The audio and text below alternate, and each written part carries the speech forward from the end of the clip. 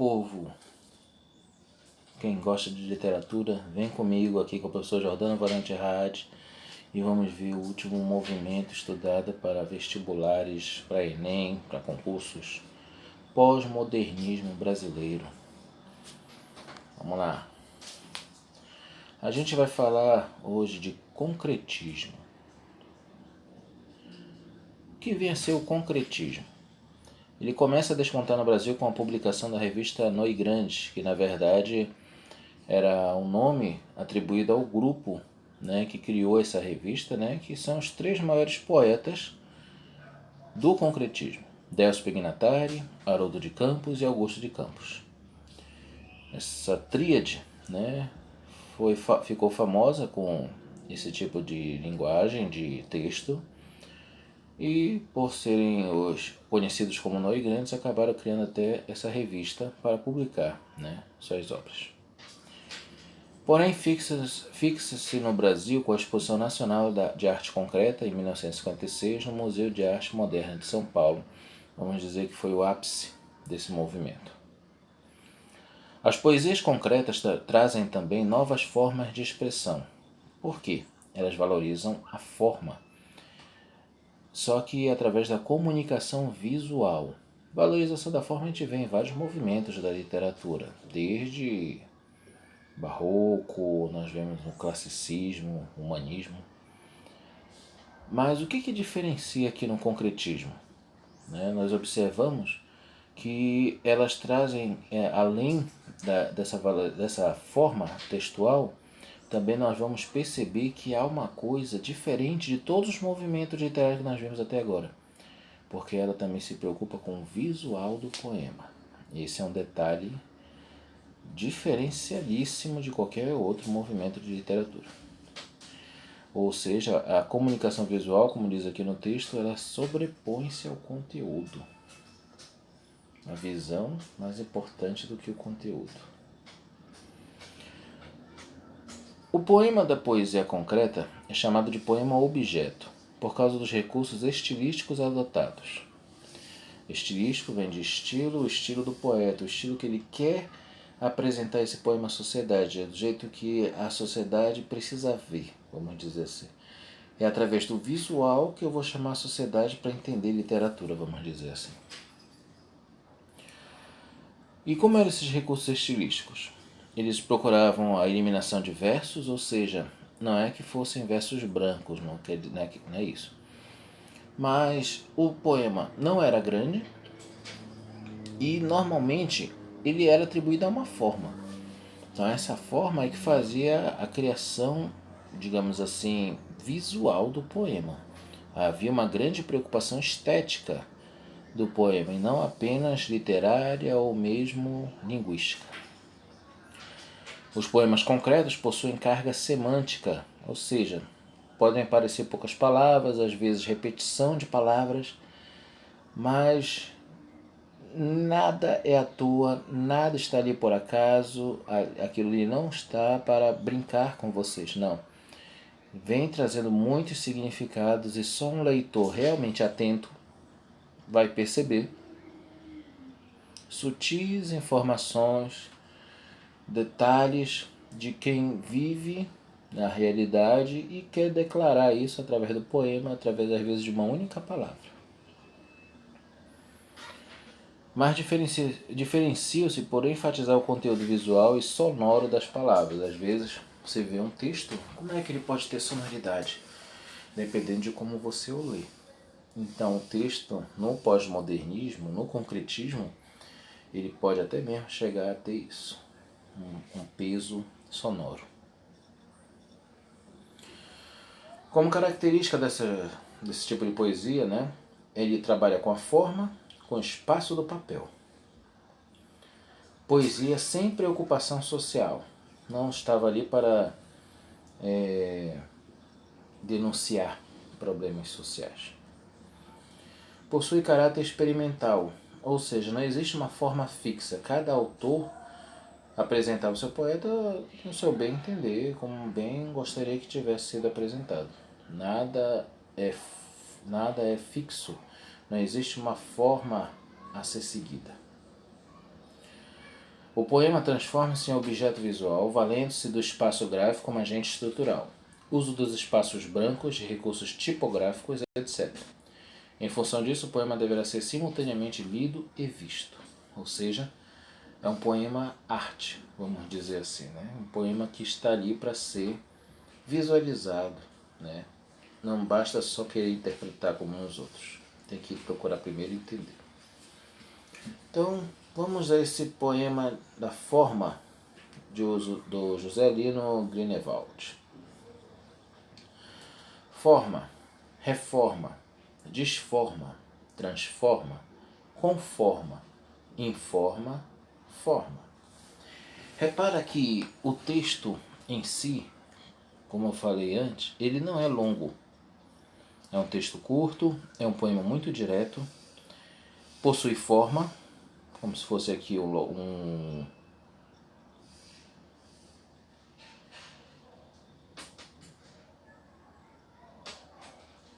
hexágono, né?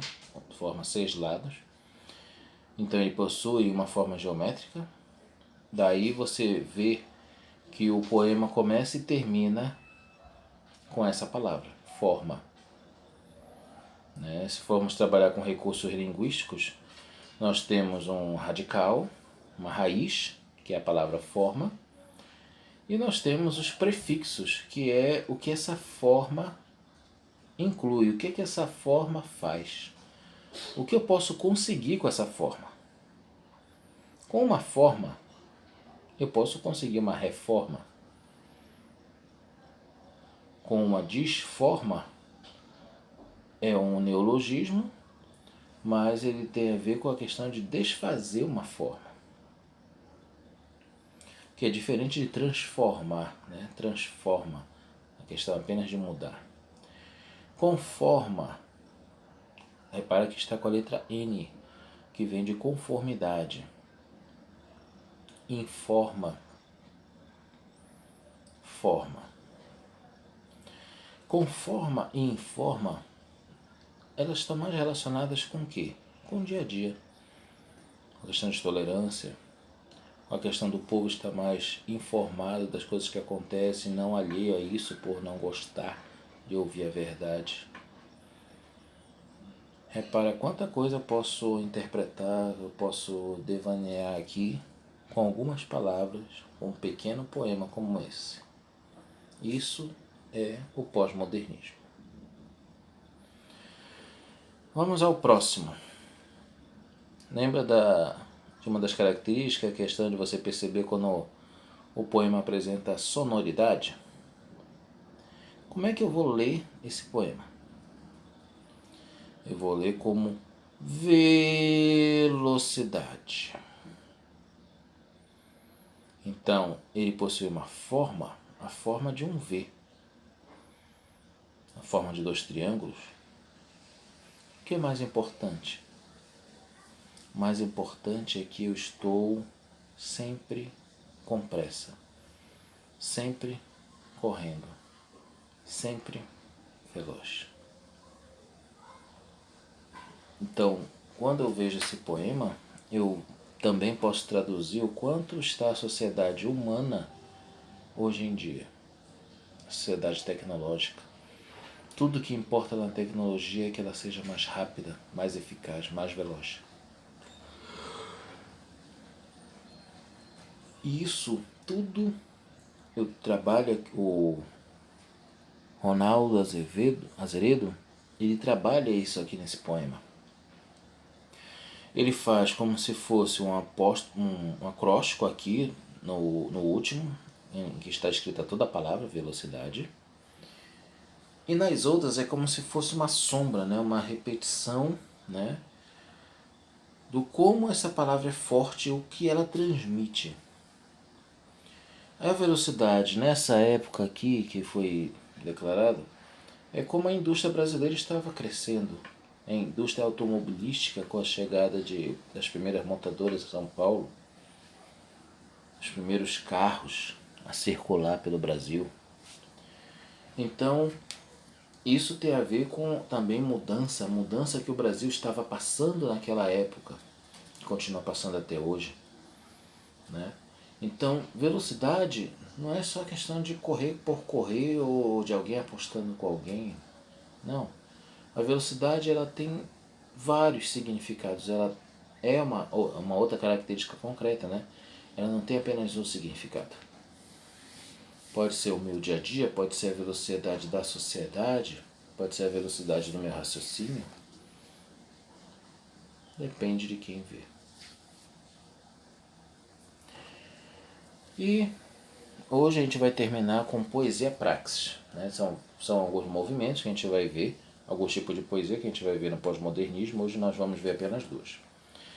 Então, poesia praxis. O que eu tenho que perceber na poesia praxis? Lançada a partir de 1961 com o Manifesto Didático, liderado por Mário Chamy, que foi o criador desse movimento, considerava a palavra um organismo vivo, o qual gera o outro. Ou seja, para ele, o mais importante era a palavra e como ela era apresentada, como ela era visualizada. As principais características desse tipo de poema é quando você vê que ele vai te ajudar a produzir múltiplas interpretações, assim como a gente vendo agora, mas a poesia prática ela traz mais isso. Ela rejeita o formalismo e o academicismo, ou seja, você não vai ver poemas com versos como os tradicionais, é uma outra característica aqui. Nós vamos ver um poema praxis, uma poesia praxis que dá uma maior valorização ao conteúdo em detrimento da forma. Já é um pouco diferente do concretismo. Aqui já vai ter um pouco mais de importância o conteúdo. E assim como o concretismo, ela é uma poesia visual, porém também social. Vamos ver o que a gente descobre no exemplo que eu trouxe para vocês. Do próprio criador do movimento Mário Chamy. O título é Agiotagem. 1, 2, 3, o juro, o prazo, o por, o cento, o mês, o as, porcentagem. 10, 100, 1000, o lucro, o dízimo, o ágio, a moral, a monta em péssimo empréstimo.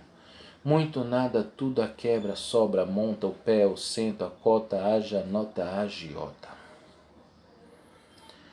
Repara a questão, ainda agora nós vimos velocidade, né, o poema Velocidade, e se a gente for ler esse poema aqui, ele já trabalha um pouco disso, porque ele não tem pontuação. Só que após empréstimo, já não, não, tem porcentagem, isso. Empréstimo e agiota. Mas muito pouco, né? Então, o que é o agiota? Agiota é aquele que empresta algo, no caso, normalmente, dinheiro. É uma linguagem financeira? A gente percebe isso no poema? Sim. Olha lá, o juro, o por, o cento, porcento. Repara na brincadeira que ele faz com as palavras. O mês, o ágio, é aquela dívida mensal. Porcentagem. 10, 100, 1000, o lucro, o dízimo. A sociedade moderna, a pessoa preocupada com suas contas, mas não pode esquecer também do dízimo, que é a sua contribuição espiritual. O ágio, a moral, a monta em péssimo, empréstimo. O agiota ele não só vende como ele compra também, ele sempre está trabalhando com circulação de moeda per capita. Muito, nada, tudo, a quebra. Isso no caso é o ritmo de vida do agiota. Ele está sempre apostando, ele está sempre arriscando as coisas, ou para bem ou para mal. A monta, o pé, o cento, a cota, a janota, a agiota. Monta vem de montante, o pé, o cento, a cota. Isso mostra como é o dia a dia desse tipo de pessoa que para muitos é odiado, mas para outros é a salvação da pátria, como assim dizer. Também posso ver de forma estética que como ele empresta as coisas, o agiota, né? O que seria a agiotagem aqui nesse texto? Está vendo empréstimo de quê? O que está faltando aqui, olhando visualmente esse texto? Estão faltando palavras, está faltando sentido. Elas foram, você quer, emprestadas? Será que foi isso? Não sei. Como eu disse, é um poema que tem muitas interpretações. Não sei qual é a sua, mas pode ser que esteja certa. Nos vemos na próxima aula.